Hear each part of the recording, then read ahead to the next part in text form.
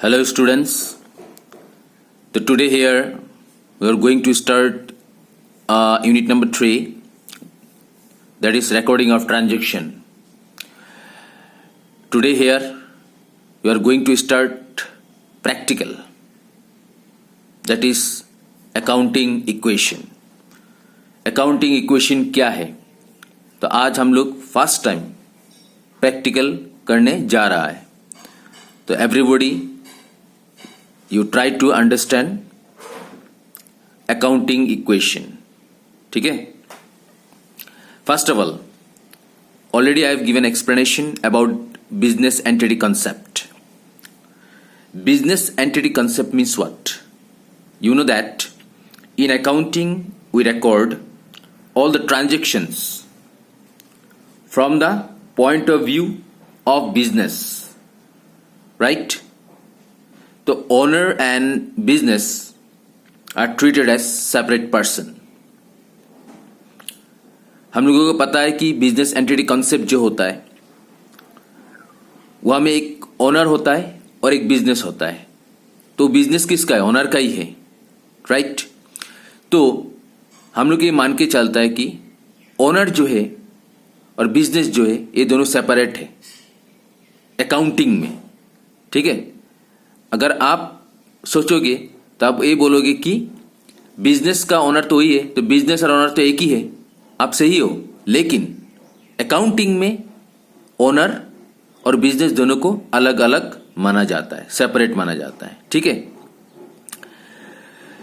तो हमारे बिजनेस में, ठीक है, जो भी ट्रांजैक्शंस होता है उन ट्रांजैक्शंस को जब रिकॉर्ड किया जाता है तो किसका पॉइंट ऑफ व्यू से? हमेशा बिजनेस का पॉइंट ऑफ व्यू से रिकॉर्ड किया जाता है, ओनर का पॉइंट ऑफ व्यू से नहीं रिकॉर्ड किया जाता है. तो आप जब भी अकाउंटिंग करोगे तो अपने आप को आप बिजनेस समझोगे. ठीक है. तो बिजनेस में क्या होता है स्टूडेंट्स? बिजनेस में ये होता है कि जो हमारा एसेट्स है और जो हमारा लाइबिलिटीज है वो दोनों हमेशा इक्वल होता है. ठीक है. ये मैंने ऑलरेडी एक्सप्लेन किया था प्रीवियस क्लास में. Got it? Assets means what? Assets का मतलब क्या है? एसेट्स का मतलब है बिजनेस का जो प्रॉपर्टी है, बिजनेस का जो धन है, संपत्ति है, उसको एसेट्स कहा जाता है. Assets means properties owned by business. ठीक है. और जो प्रॉपर्टी होता है वो वैल्यूएबल होता है. ठीक है. वो वैल्यूएबल होता है, थिंग्स ऑफ वैल्यू और वैल्यूएबल थिंग्स. फिर एसेट्स, इसको दो पार्ट में हमने डिवाइड किया. एक है टेंजिबल एसेट्स और एक है इनटेंजिबल एसेट्स. ये भी मैंने एक्सप्लेन किया था. टेंजिबल एसेट्स का मतलब है जिसका फिजिकल एग्जिस्टेंस होता है, जिसको आप टच कर सकते हो. ठीक है. जैसे कैश, बिजनेस का जो कैश है, बिजनेस में जो कैश रखा जाता है, आप लोग देखा होगा कि बहुत सारा एक दुकान में कि बिजनेस में कि एक बॉक्स होता है और उस बॉक्स का अंदर पैसा होता है, राइट? वो कैश है, वो बिजनेस का प्रॉपर्टी है, वो बिजनेस का संपत्ति है, वो एसेट्स है. उसको आप छू सकते हो, देख सकते हो, right? That is the tangible assets. Bank, machinery, ठीक है, बिजनेस का जो मशीन्स होता है, machinery, plant and machinery. Business में बहुत बड़ा बड़ा मशीन्स होता है ना? जो बड़ा बड़ा मशीन होता है उसको प्लांट एंड मशीनरी कहा जाता है. और बिजनेस में बहुत सारा ऐसा भी होता है, आप एसी लगाया है, आपका बिजनेस में एसी है, ठीक है, ठंडा ठंडा हवा है ना? नहीं. तो इन सबको एक्चुअली मशीनरी कहा जाता है. कॉमन टर्म में क्या कहा जाता है? मशीनरी कहा जाता है. तो एसेट्स है. बिल्डिंग, वो बिल्डिंग किसका है? बिजनेस का है, तो बिजनेस का एसेट्स है, बिजनेस का प्रॉपर्टी है. फर्नीचर बिजनेस में है तो किसका है? बिजनेस का है, राइट? तो बिजनेस का एसेट्स है. तो ऐसे बहुत सारा एग्जांपल्स है जो एसेट्स है. जैसे मैंने कहा अभी कि कैश, बैंक, मशीनरी या प्लांट एंड मशीनरी बोलो, बिल्डिंग बोलो, फर्नीचर बोलो, etcetera, all this are called tangible assets. ये फिजिकल एग्जिस्टेंस है। और एक होता है इंटेंजिबल एसेट्स, जो इसको भी मैंने पहले एक्सप्लेन किया था, जिसका कोई फिजिकल एग्जिस्टेंस नहीं है, ठीक है, जिसको आप छू नहीं सकते हो, देख नहीं सकते हो, लेकिन फिर भी ये बिजनेस का एसेट्स होता है। तो इसका बारे में हम लोग बाद में डिस्कस करेगा कि इंटेंजिबल एसेट्स क्या क्या होता है, ठीक है। फिलहाल अभी तो हम लोग सिर्फ टेंजिबल एसेट्स का बात ही करेगा। फिर बिजनेस का कुछ लायबिलिटीज भी होता है। लायबिलिटीज का मतलब क्या है? लायबिलिटीज का मतलब है अगर आप उधार में कुछ लिया है या फ्यूचर में वो वापस करना है, ठीक है, तो उसको क्या बोला जाता है? लायबिलिटीज बोला जाता है। तो liabilities means what? Liabilities means amount owed by business.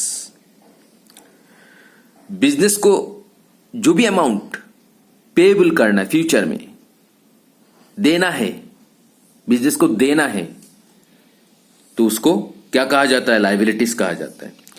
फिर देखो स्टूडेंट, लायबिलिटीज को हमने दो पार्ट में डिवाइड किया। एक होता है इंटरनल लायबिलिटी, एक होता है एक्सटर्नल लायबिलिटी। इसको भी मैंने पहले एक्सप्लेन किया था। इंटरनल लायबिलिटी, इंटरनल लायबिलिटी का मतलब है amount payable to owner. Business को जो पैसा ओनर को देना है, that is called internal liability.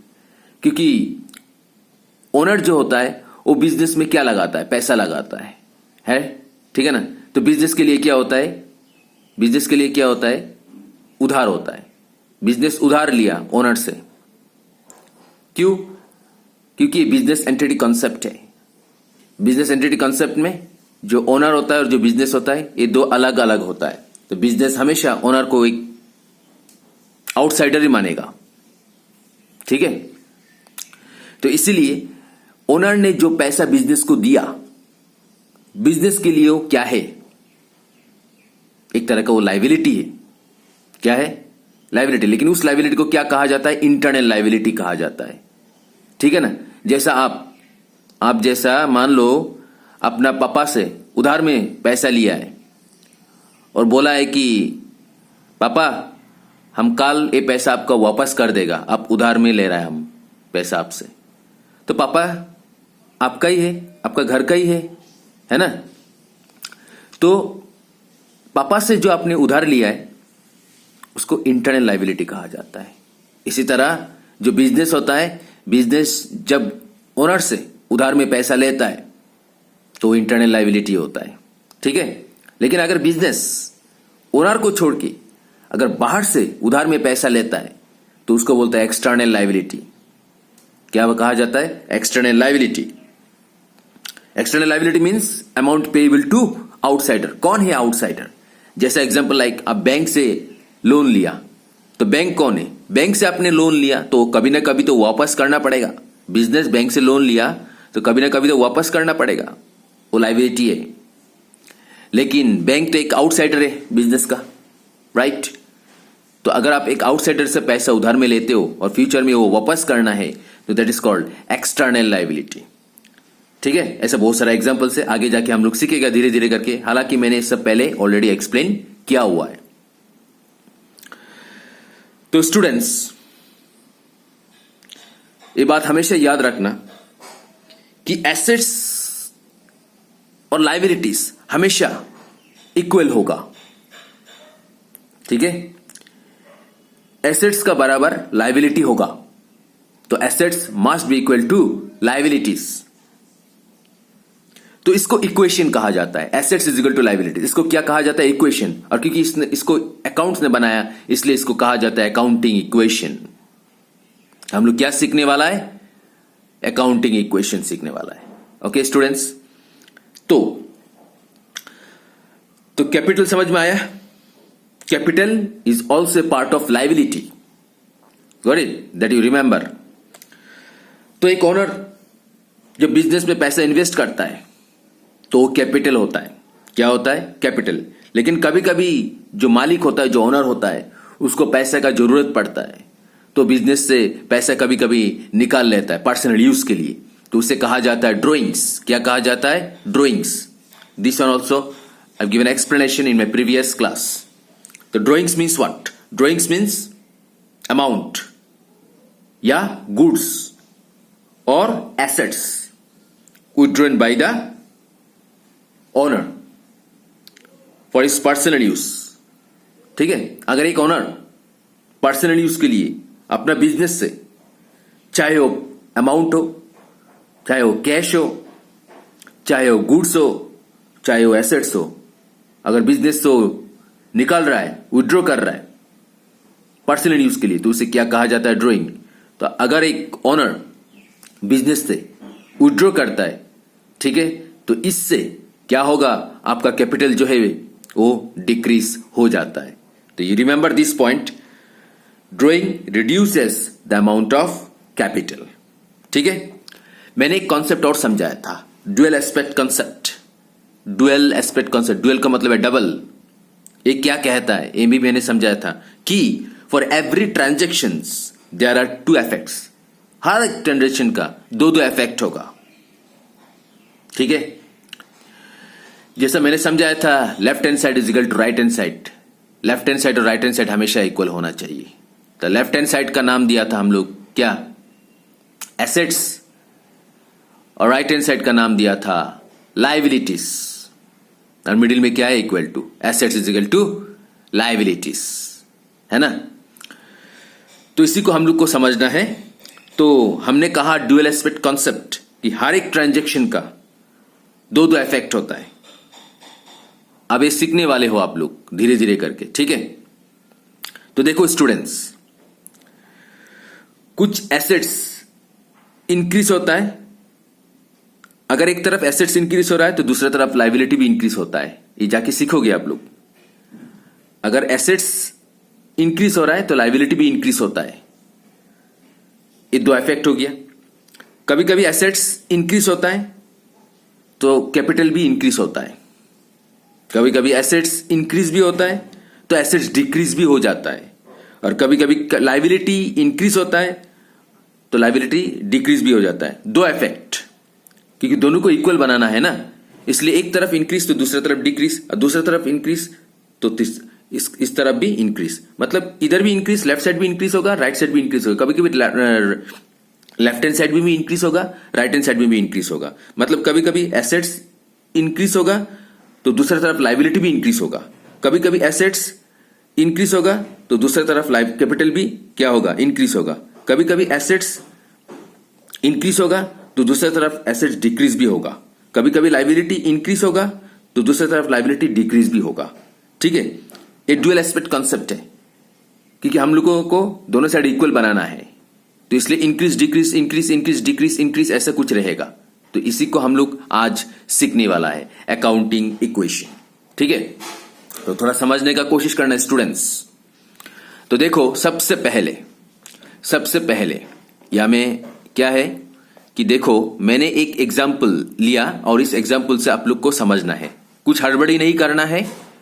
ठीक है, धीरे धीरे समझ में आ जाएगा। ठीक है, अगर अभी समझ में नहीं आया तो धीरे धीरे करके मैं और भी साम दिखाने वाला हूं, तो इसी तरह आप लोगों को धीरे धीरे करके समझ में आ ही जाएगा। ठीक है, तो मैं एक एग्जांपल लिया है। देखो आप लोग यहां में देखो, अकाउंटिंग इक्वेशन लिखा है, राइट? अकाउंटिंग इक्वेशन है, यहां में लिखा है transactions assets is equal to liabilities. ठीक है, लेकिन स्टूडेंट्स लाइबिलिटीज मैंने कहा कि लाइबिलिटीज दो है, एक ही इंटरनल लाइबिलिटी, एक एक्सटर्नल लाइबिलिटी। इंटरनल लाइबिलिटी जो है दैट इज कैपिटल, ठीक है, और एक्सटर्नल लाइबिलिटी जो है that is the outsider liability. इसलिए लाइबिलिटी को दो पार्ट में डिवाइड किया गया है। ठीक है, तो दैट इज वन इज, देखो, assets is equal to liabilities plus capital या कैपिटल प्लस लाइबिलिटीज, एक ही बात है। आप यहां में कैपिटल प्लस लाइबिलिटीज भी लिख सकते हो, नो प्रॉब्लम। ठीक है, एक कैपिटल जो है ये ओनर ने जो बिजनेस में पैसा लगाया, राइट? ये हो गया इंटरनल लाइबिलिटी, कैपिटल। अच्छा स्टूडेंट, कैपिटल का जो कैपिटल है, एक कैपिटल का और भी एक नाम है। ठीक है, कैपिटल का नाम है, जैसा और भी नाम है, जैसा ओनर्स इक्विटी। याद रखना, कैपिटल का एक नाम और भी है ओनर्स इक्विटी। इसका एक नाम और भी है नेटवर्थ। ये सब मैंने एक्सप्लेन किया था पहले। ठीक है, तो आप लोग ध्यान में रखना ये सब बात। तो इसको समझता है थोड़ा ध्यान से देखो। थोड़ा assets is equal to liabilities plus capital. तो एसेट साइड में जो अमाउंट आएगा, मतलब लेफ्ट साइड में जो अमाउंट आएगा राइट साइड में भी सेम अमाउंट होना पड़ेगा, दोनों साइड इक्वल अमाउंट होना पड़ेगा। ठीक है, तो देखो स्टूडेंट्स, मैं आज इसी को मैं एक्सप्लेन करने वाला हूं, थोड़ा ध्यान से समझना मेरे बात को। जैसे यहां में लिखा है Ram started business with cash ₹50,000। Ram कौन है? राम इस बिजनेस का ओनर है। कौन है इस बिजनेस का ओनर? राम है ओनर। ठीक, लेकिन अकाउंटिंग में हम लोग ये मानता है according to business entity concept कि बिजनेस और ओनर दो अलग अलग पर्सन है। ठीक है, तो राम ने एक बिजनेस स्टार्ट किया कैश से, कितना? 50,000। इसका मतलब है जो ओनर है वो बिजनेस में कितना पैसा लगाया? 50,000 रुपीस लगाया। अभी इसका इफेक्ट कैसा होगा? ठीक है, दो इफेक्ट होगा। मैंने कहा था ड्यूअल एस्पेक्ट कॉन्सेप्ट, तो समझने का कोशिश करो। तो इसमें इफेक्ट क्या होगा, थोड़ा ध्यान से समझने का कोशिश। हम लोगों को क्या करना है, ये जो ट्रांजेक्शन है ये हमें, इस ट्रांजेक्शन से हम लोग आइडेंटिफाई करना है कि क्या यहां से एसेट्स निकल रहा है, कौन सा एसेट्स है, कौन सा लाइबिलिटी से, कौन सा कैपिटल है, यहां से हम लोग को फाइंड आउट करना है। तो धीरे धीरे समझ में आ ही जाएगा।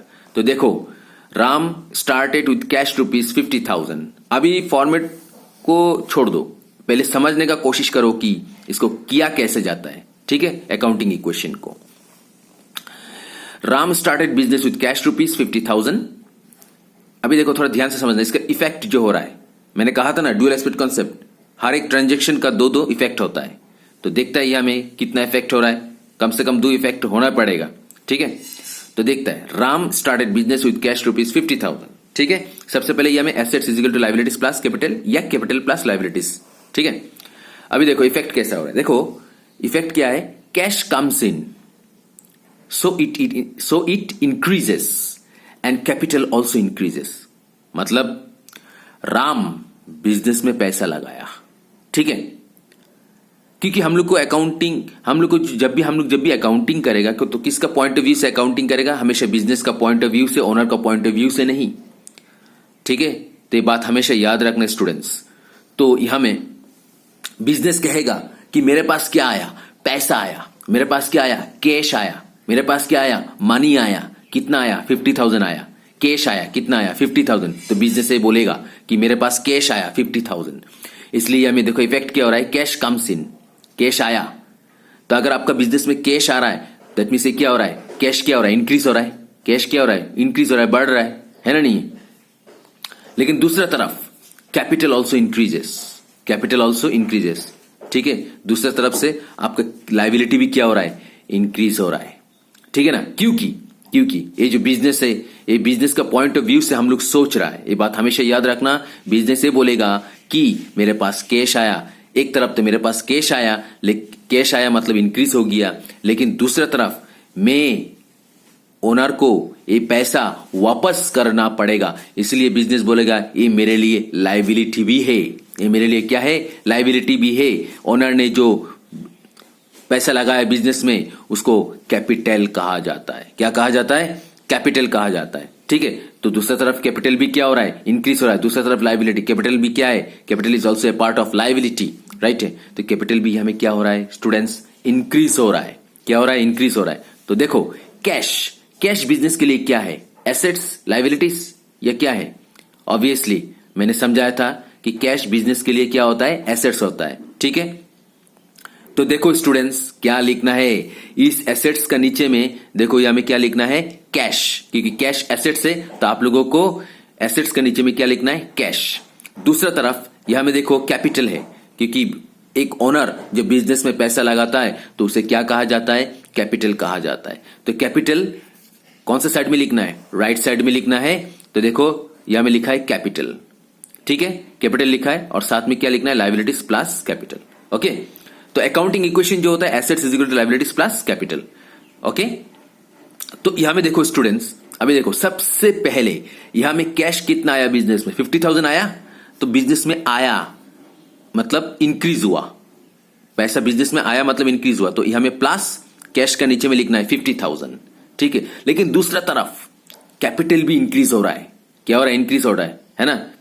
तो इसीलिए आप देखो इस कैपिटल का नीचे में इंक्रीज मतलब प्लस, तो प्लस 50,000 लिखना है। ठीक है, और ये जो लाइबिलिटी होता है स्टूडेंट्स, ये आउटसाइडर लाइबिलिटी होता है। अगर आप बैंक से लोन लिया तो बैंक क्या होता है, आउटसाइडर होता है, ठीक है ना। तो फिलहाल यहाँ में तो बैंक नहीं है, या कुछ और भी होता है आउटसाइडर, ठीक है। तो यहाँ में है नहीं, इसलिए यहाँ में 0 लिखा, ठीक। अभी देखो स्टूडेंट्स, दोनों साइड क्या हो गया, इक्वल हुआ ना नहीं हुआ।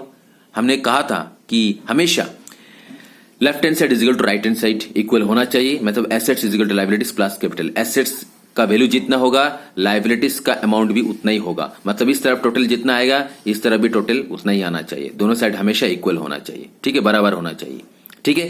ये तो मैंने कहा पहला ट्रांजेक्शन्स का बारे में।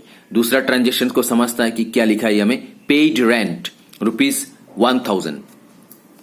स्टूडेंट्स, अभी ये जो पेड रेंट है ना, पेड रेंट, यहां में रेंट पे किया गया है, मतलब आपका खर्चा हुआ है, एक्सपेंस हुआ है, ठीक है। इसका भी 2 इफेक्ट होगा, 2 इफेक्ट्स। क्या है वो 2 इफेक्ट, समझता है according to dual aspect concept. इसका तो ध्यान से समझना।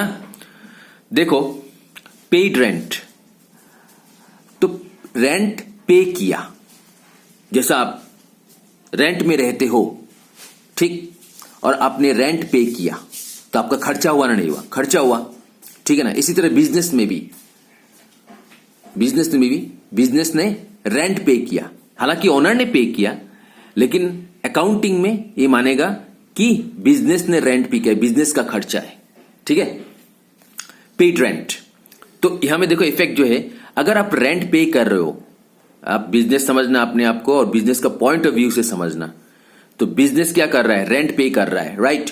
तो इसका मतलब आप जब रेंट पे कर रहे हो तो इससे क्या हो रहा है, आपका पैसा जा रहा है। पैसा क्या जा रहा है, पैसा जा रहा है, मनी जा रहा है, कैश जा रहा है, ठीक।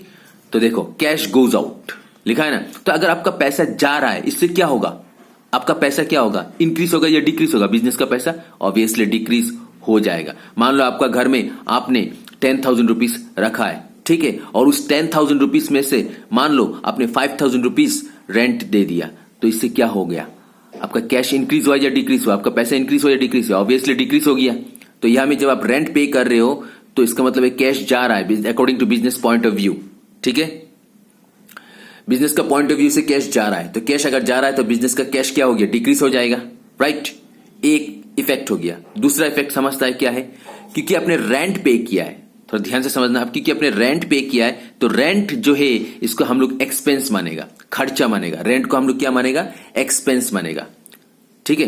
तो जो भी एक्सपेंस होता है, अगर आप एक्सपेंस कर रहे हो तो याद रखना आपका कैपिटल जो है वो डिक्रीज हो रहा है, आपका कैपिटल क्या हो रहा है, डिक्रीज हो रहा है, ठीक है। ये बात हमेशा याद रखना। अगर कोई भी एक्सपेंसेस है, एक्सपेंसेस पेड, ठीक है ना, तो उससे क्या होता है, आपका कैश जाता है और दूसरा तरफ आपका कैपिटल डिक्रीज हो रहा है, 2 इफेक्ट हो रहा है, ये बात ध्यान में रखना। तो कैश फिर से आ रहा है, कैश, तो कैश क्या है बिजनेस के लिए, एसेट्स है। तो देखो यहां में एसेट्स लिखा है और कैश, फिर से कैश आ रहा है, तो 2 बार लिखने का जरूरत नहीं है, एक बार ही लिखना है, ठीक है।